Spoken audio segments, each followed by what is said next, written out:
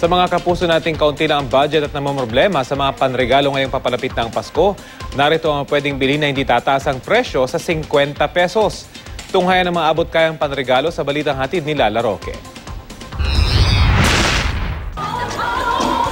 Sa Tutuban Mall, marami nang namimili ng mga panregalo. Hindi naman daw kasi kailangang maging masakit sa bulsa ang pagsha-shopping. Kailangan lang ng tiyaga at diskarte para makabili ng anumang bagay na mura na, de kalidad pa. Lilibutin natin ngayon ang mga tiyangge at ang aking assignment, 50 peso challenge. Ano bang pwede kong mabili sa 50 piso para pangregalo ngayong Pasko? Eto, may nakita na ako. Ito blouse o pambabae, long sleeves pa, nakalagay na.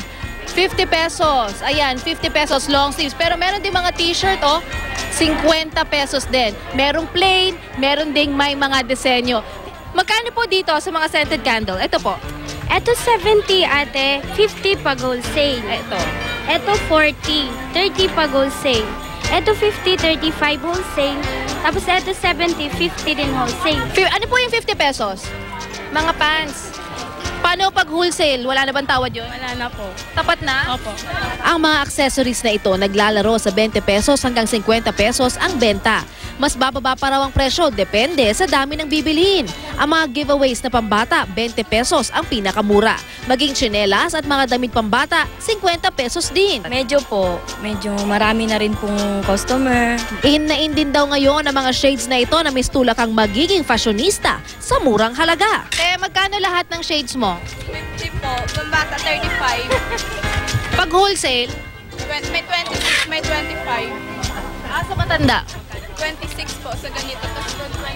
So ano yung pinakamabenta sa'yo ngayon? Anong style? Mga ganito, mga metal po. Nakadalawa na akong shades. Para sa mga anak ko.